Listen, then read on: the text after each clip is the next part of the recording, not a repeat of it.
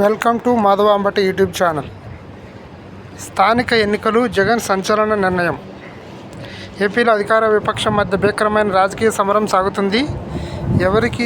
ఎవరు తగ్గేలా కనిపించడం లేదు. ముఖ్యమంత్రి చంద్రబాబు వర్సెస్ మాజీ ముఖ్యమంత్రి జగన్ల మధ్య గత 11 ఏళ్లుగా విభజన ఏపీలో పాలిటిక్స్ ఇదే తీరుని జరుగుతుంది.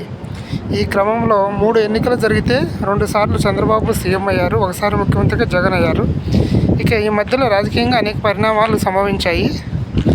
అసెంబ్లీతో ఆరంభం. ఇది ఎలా ఉండగా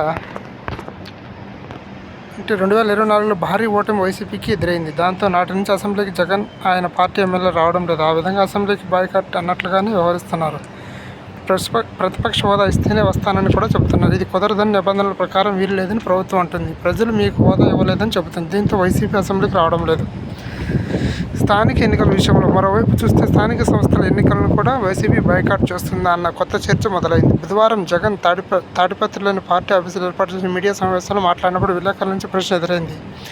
స్థానిక ఎన్నికల్లో కూడా ఈవీఎంలు వాడతారని అంటున్నారు. దీని మీద మీ అభిప్రాయం చెప్పండి అని జగన్ అడిగినప్పుడు ఆయన పేపర్ బ్యాలెట్ అయినా ఈవీఎంలైనా చంద్రబాబు పోలీసులను పెట్టించి ఎన్నికలు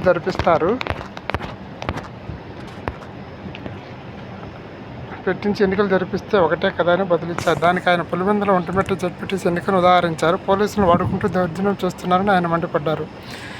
కేంద్ర బలగాలతో నిర్వహించాలి. కేంద్ర ప్రభుత్వ బలగాల ఆధ్వర్యంలో ఎన్నికలు జరిపిస్తే సజావుగా జరుగుతాయని నమ్మకం కలుగుతుందని జగన్ అన్నారు. ఎంపీ, ఎమ్మెల్యేల ఎన్నికల సమయంలో అయితే పేపర్ బ్యాలెట్ గురించి కోరవచ్చని అన్నారు.